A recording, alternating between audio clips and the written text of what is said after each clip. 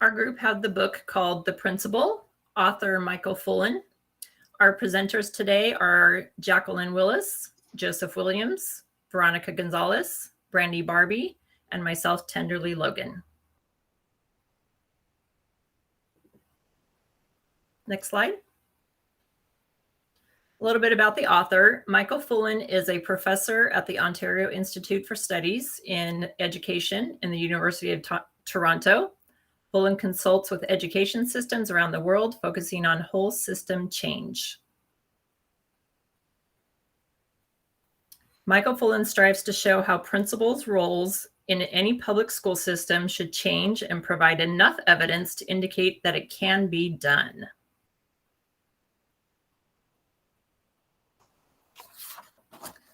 Michael Fullen strives to show what the new role of the principal looks like. The attached video is a group of leaders discussing how can school principals be agents of change, and feeds directly into what Michael Fullen highlights in his book, and we invite you to watch the video on your own. Chapter 1, called Outmoded, this is the heart of the book. It is to reposition the role of the principal as overall instructional leader so that it maximizes the learning of all teachers and in turn of all students. Micromanaging is turning out to be ineffective for creating change at a significant level. Leading learning maximizes the impact to the whole system change. The principal as leader models learning and shapes conditions for learning on a continuous basis. The implications of administrators as a leader for students are improved organization, effective teaching and learning, and an engaged community. Developing partnerships is key, where each individual feels valued. The campus promotes an encouraging atmosphere with open and collaborative dialogue, and the classroom becomes a community of learners. Chapter 2, Vices and Virtues. Chapter 2 is about the vicious cycle that principals find themselves trapped in when trying to bring change and maximize student achievement. Fuller states on page 21, the principal needs to become a balanced leader, minimizing the counterproductive actions and specializing in the generative actions that yield positive results. Big changes can't be initiated without some terrible sense of urgency.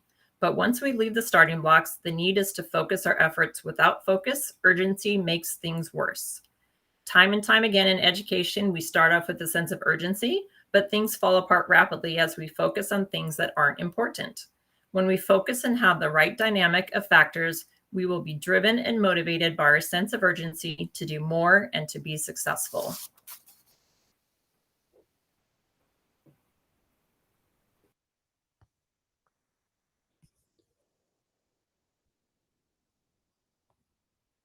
Okay, so part of chapter 2, here's a video for you guys to watch on your own, and this is about choosing the right drivers, which I'm going to go into here on the next slide.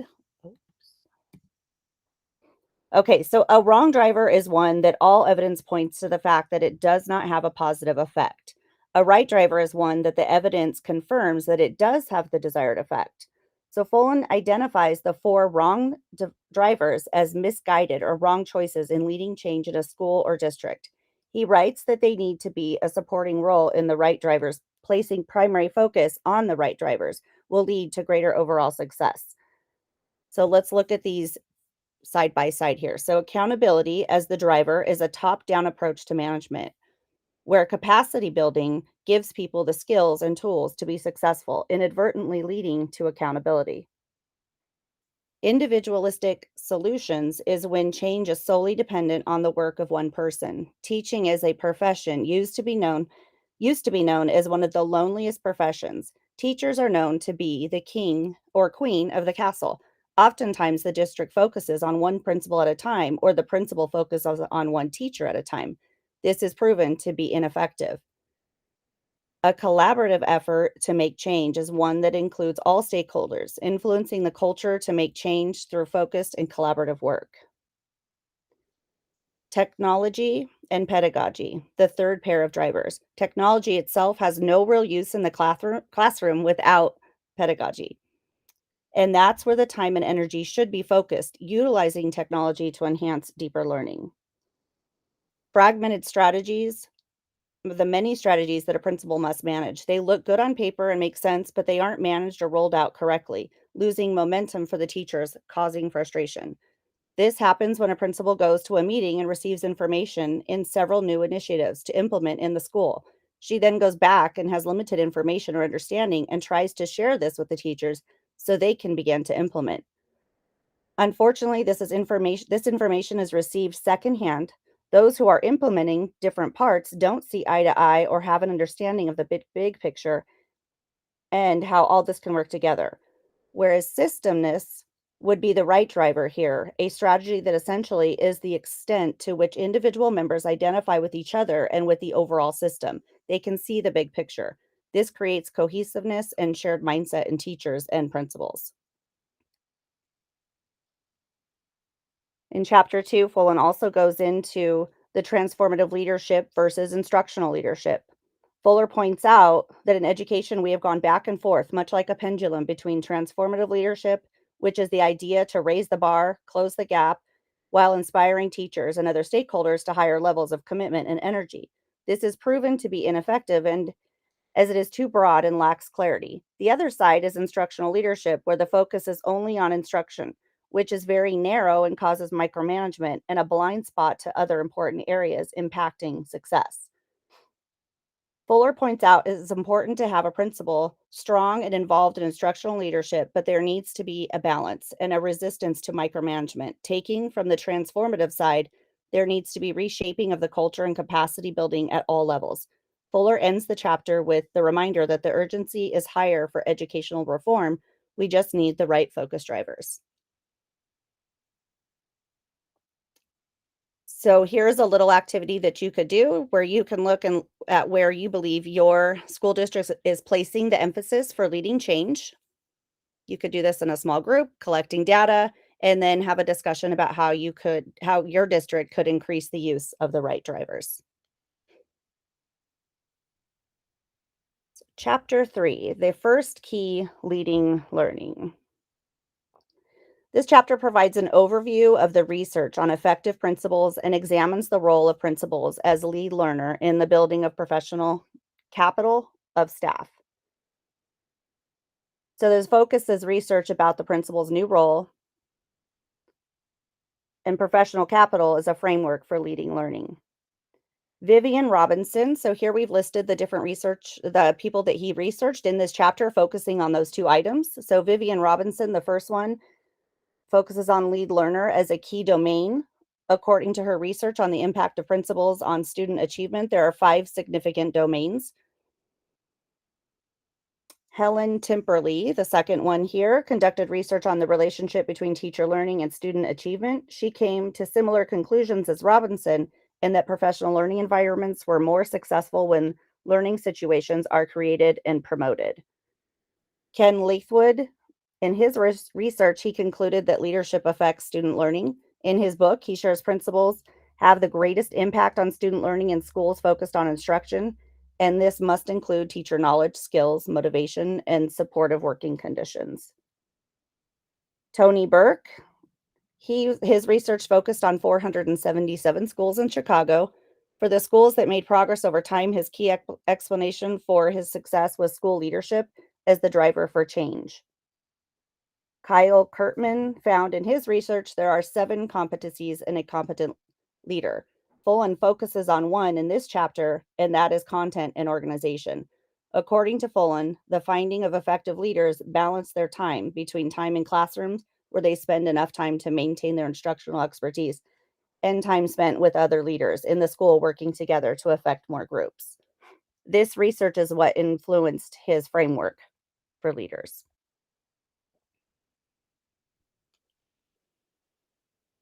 And in this framework is the professional capital that he developed. So it's 3 areas: the human capital, social capital, and the decisional capital. Fullen defines professional capital as a function of the interaction of 3 components. And that's the 3 here. Human refers to the human resource or personal dimension, the quality of teachers in the school. Social concerns the quality and quantity of interactions and relationships among people. It is expressed in the interactions and relationships that support a common cause among the staff. And decisional capital, the combination of the practice and expertise in making decisions across individuals and groups throughout the school community. So, with all these combined, makes his framework for professional capital.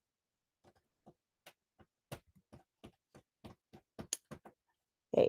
And to end chapter 3, the principal does not lead all instructional learning. The principal does work to ensure that intense instructional focus and continuous learning are the core work of the school, and does this by being a talent scout and social engineer, building a culture for learning, tapping to others to be co-led, and basically being a learning professional leader for all. And this quote here from page 89 sums up the professional capital, his framework. Chapter 4. So chapter 4 of the principle goes into the second key for maximizing your impact. The first key was lead learning, and the second key is being a district and system player. Sort of a maxim in education now is that isolation is a choice, and that fits perfect within this chapter, because in chapter 3 it talks about being the lead learner, but specifically this quote here would tell you that this is not an internal, you should not be a lead learner internally, that you need to find time to network, and you need to find time to build your high performing team, and you need to find time to delegate. So this quote sort of encapsulated how you would want to be a district and a system player. The next slide is sort of a discussion that you can have with your team, looking at this quote. So the boundary between school and the outside is becoming more permeable, right? It is changing and evolving, and this has opened up new and exciting and daunting world for the principals. For example, the benefits of working outside of your comfort zone, working with other groups, the benefits would be that the we are the smarter than the I. It's this collective intelligence approach to problem solving. And you can do this on campus, and you should be able to do this online and in other environments. Some of the challenges that you might have is being a principal or an assistant principal is very time consuming and busy. So you would need to carve out some time and value that time, and it can be challenging to do that. Some of the examples of reaching out can be joining your county collaboratives. A big example would be joining your Association of California School Administration region or charter, and that would get you in contact with other schools and other districts on generally being a district and a systems player. Inside of your district, on the next slide, if you're going to want to work on your inter-district development, principals can establish sort of like a cluster or a sister school, somewhere you have some lateral capacity building on, if you're a high school district and you have block scheduling, if you're a grade school district, how you can build across the schools where you can basically showcase your work. You can create in-person online communities. So as a principal, your district office should want to support this collaboration between like-minded schools. And then if it's worth doing, it's worth sharing. So it would be recommended that if you're doing your best practices, that you do present at conferences some of the work that you're doing inter-district wise. On the next slide, if you're still working inter-district wise, you still need to have some coherence. These quadrants would kind of tell you where you might be. If you're optimistic, you're just a system of individual schools and you're not really communicating across the platform. If you're informal, you're kind of banding together, but maybe there should be more of a formal process. If you're just kind of line authority, you're good in the short run. You're kind of building some monitoring, but you're not creating a system of coherence. If you're up in this quadrant, you're really learning from each other. You're taking on the challenges together, and you are really pulling together with the collective intelligence of the district. And then if you were looking at making sure that you're a system player, reaching out beyond yourself. Remember, the title of this book is called The Principle, The Three Keys to Maximizing Your Impact. So if you really do want to maximize your impact, you're going to want to create face-to-face collaborations. You're going to want to create online collaborations. You're going to want to unleash the quote here is to unleash and shared imagination and resources to be productive.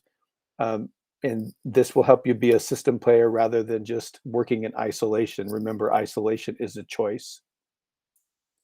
And on the next slide, in this slide deck, we shared with you a video from Michael Foulon about district collaborative networks. This video, if you go to the link, when you do get the slide deck, it shows an elementary school principal on how he collaborates between other schools. And it's a short little video. You will get some ideas on how you can have some cross collaboration.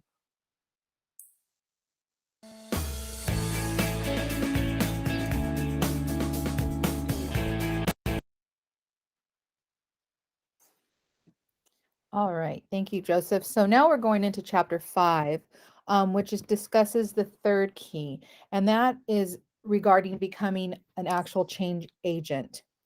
So this quote here at top can seem a little jarring at first. So the quote is mastery and passion. Follow your passion is dangerous advice. And I know that can be a little disconcerting initially, but his point is that passion without skill is dangerous. So, in our culture, we often hear follow your passion, do what you're passionate about. However, if you're passionate about something and when you follow that passion, if everything you're doing with regards to that is unsuccessful, that may burn you out. So he says that without having skill, you're not going to have any success for the things that you're passionate about. Also, you may not begin with passion, but once you start having success in your field, that passion will grow. Before you really go into something, though, he says you should focus first on your personal abilities and growth and gain experience. So it's really about being deliberate and intentional with yourself and your self-practice and developing skills that are going to lead you to be successful in the things that you're passionate about. Next slide. So one important thing that he found is left out of education, and this was a very large study that they did, was that getting constructive feedback on personal practice and utilizing it to come better is not something that we would see a lot of in education. And I think one of the presenters noted earlier that oftentimes in education, we are kind of islands unto ourselves, right? And so in order to become better of what we want to do and to make change, we have to get feedback. And it's okay if the feedback is critical. If the feedback is nothing but positive, we're not going to grow and change. And so we really need to use that feedback to grow and to refine our skills, to work better with others. And a really good quote that he had was that the more skills you develop, the more choices you will have, and that will lead to work that kindles your passion. And also to look for opportunities in areas that you hadn't considered before. So if you become skilled, then you're going to have more success. Because if you're not good at what you do, you're not going to be very happy in your career choice. Constantly running up against the wall, not being successful is definitely going to lead to burnout and burn your passion out. Next slide. So in this book, he says that a competent leader does the following 7 things. So first, you challenge the status quo. However, he talks about not doing that in a belligerent way. However, not being afraid to question. Builds trust through clear communication and expectations. Creates a commonly owned plan for success. And commonly owned means getting buyback and feedback in what that plan is. You focus on your team over yourself. So again, that goes to not taking everything necessarily personally, that you have a sense of urgency, that the work needs to get done, commits to continuous improvement for self. And that again goes to being a leader. So if the people you're leading see that you are willing to make changes and be self-reflective, then that encourages them to do the same. And finally, that they build external networks of partnerships, and that goes into the interdistrict, bringing in other people to improve practice. And these 7 things help build capacity in your own personal and professional life. Next slide. So one of the key points in this chapter was to know what your personal impact is on others. So when given a sample of questions, most leaders had too favorable of an image of themselves and how they were perceived by others. So when compared with their own questionnaire and others' questionnaire, they rated themselves much higher. And so we really need to be mindful of how we come across to our colleagues, and that we don't realize that sometimes we have illusions about ourselves, about who maybe is on our side within our own organization, but that may not be true. So we have to take note of our relationships with our colleagues and not take them for granted and continuously tend to them. So for example, someone that you've worked closely with, you have to maintain that relationship and not just assume that they're always going to be working well with you. So here we have an activity that goes for distorted mirrors and self-reflection. And this is something that you can do for yourself and with others, just to gain a better idea of how others see you and what you can do to change to be self-reflective and better your practice. Next slide. Thank you, colleagues. Definitely one of the main things that you've learned within our chapters in the last 5 chapters, and I'm on chapter 6, which is the future is now, that there's various different factors that lead, for instance, leading to learn, the network and the delegating, as well as what we just learned from Brandy too. Our main thing though is within these 3 roles, always remembering that clarity and effectiveness was one of the main things, especially under difficult circumstances, the unplanned and what we called the planned. The unplanned in this book indicated was the digital revolution that was occurring. And the planned, of course, is our rise of our Common Core state and standards. But one thing that we have to definitely know now is the solutions to the pull and the push that is established. The push factor is basically what drives our students and teachers away from school, whether it be an increase of boredom within the student, as well as pushing away while alienating the teachers itself. So that's kind of the main factor with the push. The pull part of it is definitely the ever-alluring digital world that we are in. So this here has our 4 criterias as to being able to keep that stabilized. So irresistibility, engaging, elegantly and efficient and easy, technologically 24/7, and then steeping into real life problem solving. So within the 6 C's, keep in mind is critical thinking, communication, collaboration, creativity, character, and citizenship.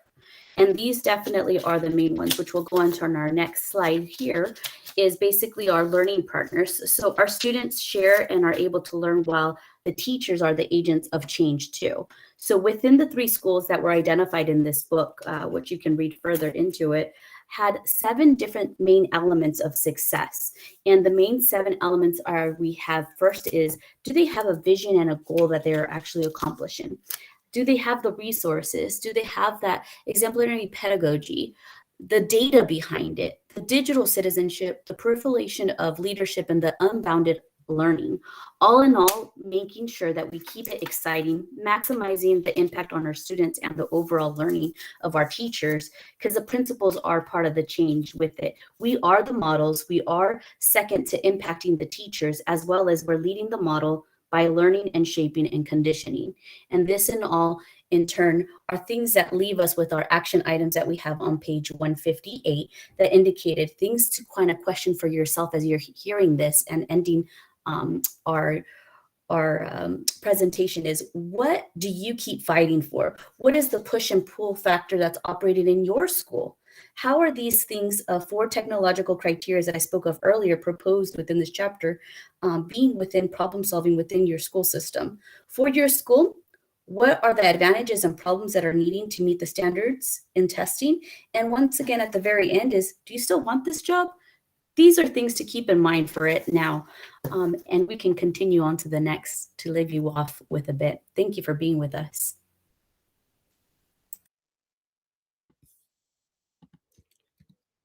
Okay, so just if you're looking for a little inspiration to wrap up everything you've heard in a summary of our book, we found a song, What It Takes, Imagine Dragons. The song perfectly describes a leader's determination to help their team reach their goals, and it describes someone who is willing to do whatever it takes to achieve their vision.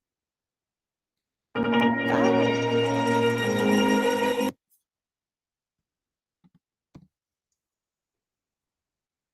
And I am not going to sing for you that Imagine Dragon song, nor am I going to read this children's book that we think is 100% appropriate for the role of the principal.